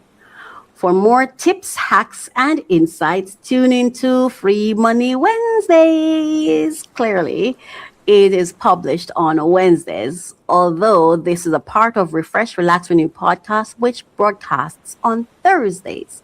But this segment will be pulled out and republished on Wednesdays. All right? The following Wednesday after Refresh, Relax, Renew. Anyways. Oh, wow, we've come to an end. Remember, habits become lifestyle. Lifestyle becomes culture. Habits become lifestyles. Lifestyles become culture. Until next time, keep building. Thank you so much for watching today's episode. I'm Coach Racquel, and it's been such an honor for me to be here with you today. Have a phenomenal growth experience as you advance in this life. Thank you.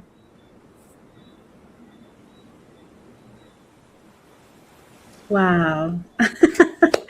For those of you who have stayed, and whenever you're watching this, if you stayed to this point, I just want to say thank you, thank you, thank you. Now I have a final message I'd like to share with you. It's from Kiki. That's Kiki Palmer. That's her, I think, commercial name.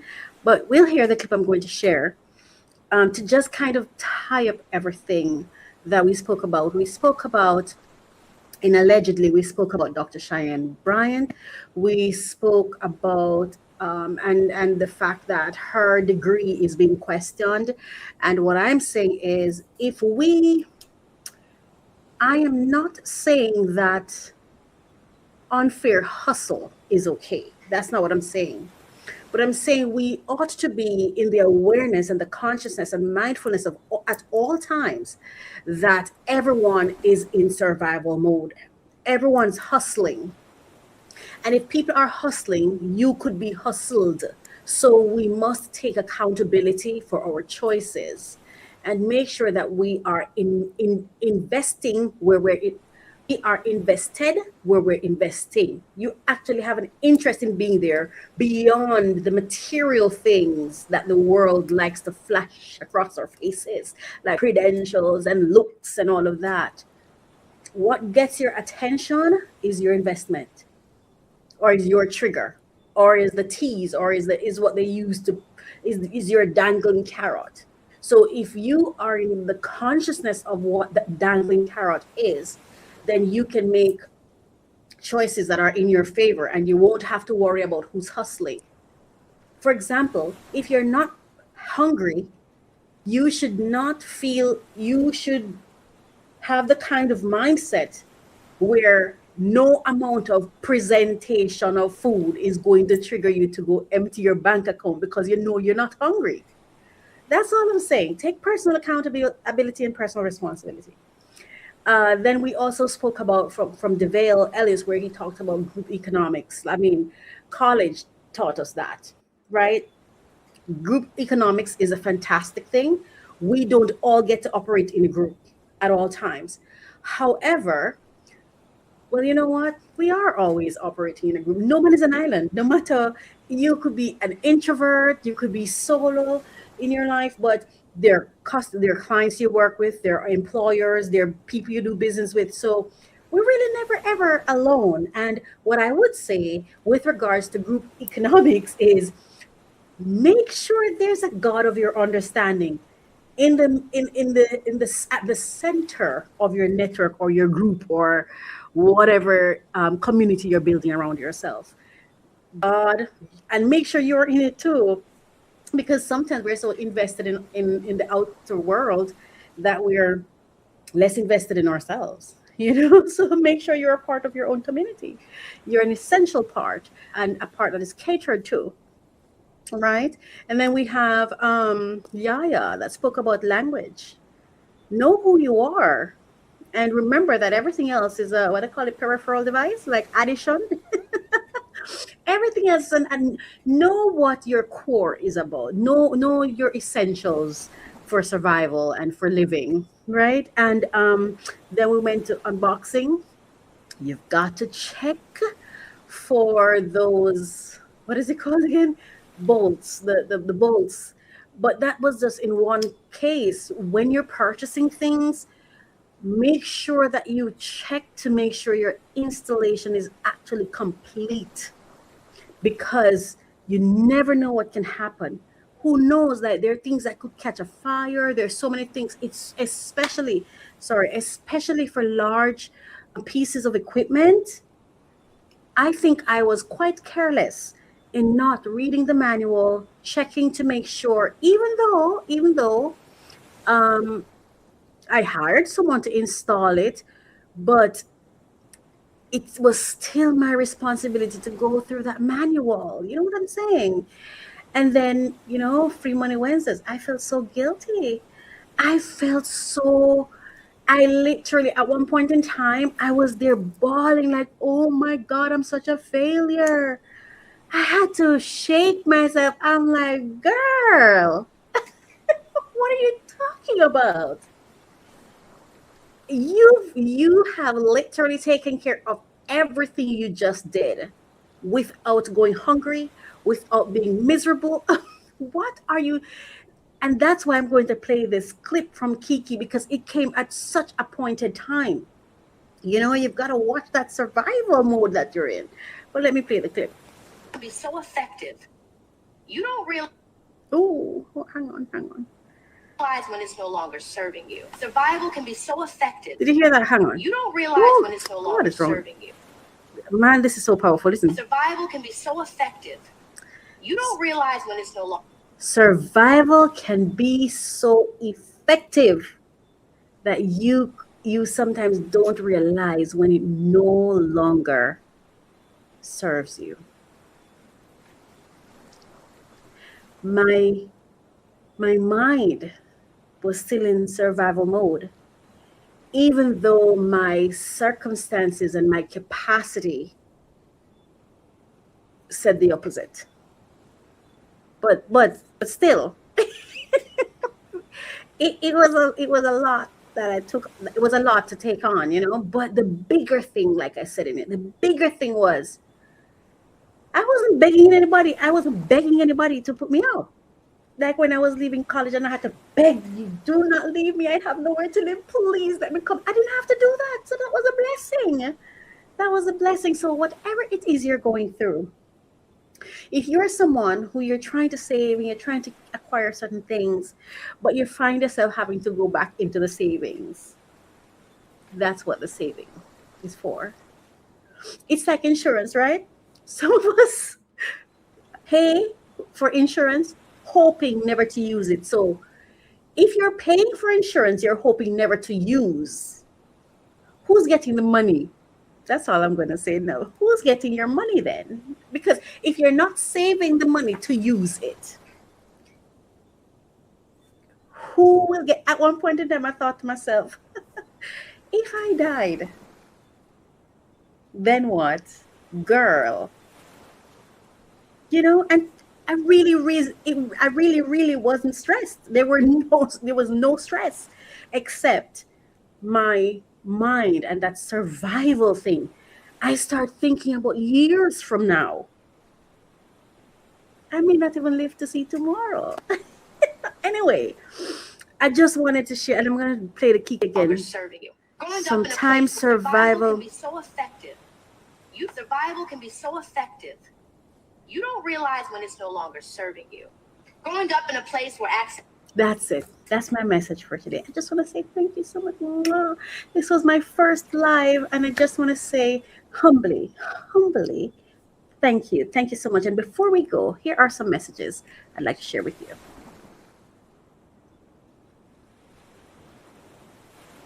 Women and Men of Excellence Outreach Ministries is a global church without walls. We're serving communities through live services, prayer intervention, and outreach that changes lives. Support our $500 monthly giving drive at WAMOE.org/give. Shop with purpose at faithmerchandise.com, featuring Dr. Faith's Miracle Lemonade. Book Dr. Faith for therapy, speaking, or ministry at drfaithreborn.com. Grow through professional connection and vocational training at theexcelproject.com. Subscribe to our monthly newsletter and follow us on socials at WAMO Ministries. Become a great motivator. Help us empower minds for success in the kingdom of God. Stop guessing. Start managing your people with confidence. If your business is growing, but your HR systems aren't, you're already feeling it. Miscommunication, burnout, turnover, and costly mistakes. The HR Resource Toolkit at sandrinedunkley.com/toolkit is your solution. This toolkit gives you practical HR tools you can use immediately. No fluff, no confusion, just structured, actionable support. Whether you're overwhelmed, under-resourced, or ready to level up, this is where you start. Access the toolkit now. sandrinedunkley.com/toolkit. HIDC, where structure meets strategy. People meet performance. Today, I want to help you think differently about your business. Many entrepreneurs still believe they need a physical office and large team. Your website is your digital headquarters where customers interact with you. Think of your website as the new front desk for customer interactions. Leadership needs to communicate vision and direction in a digital organization. Let's build systems that serve people while making your organization sustainable. Explore how our ecosystem works at mycoachministry.com/ecosystem.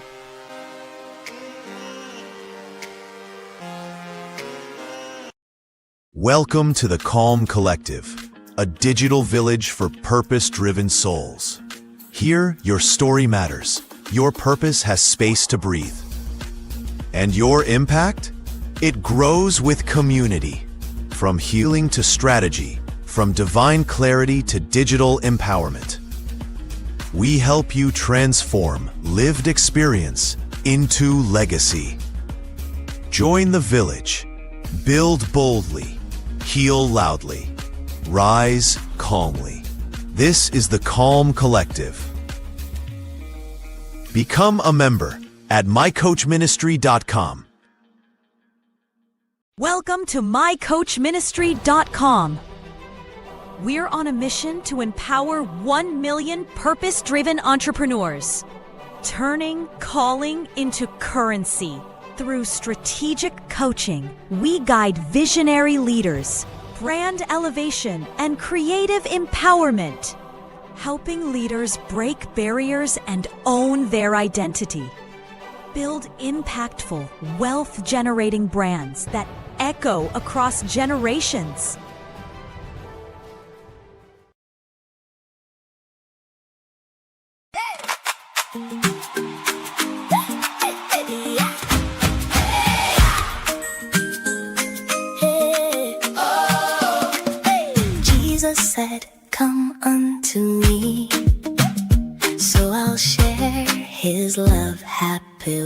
me.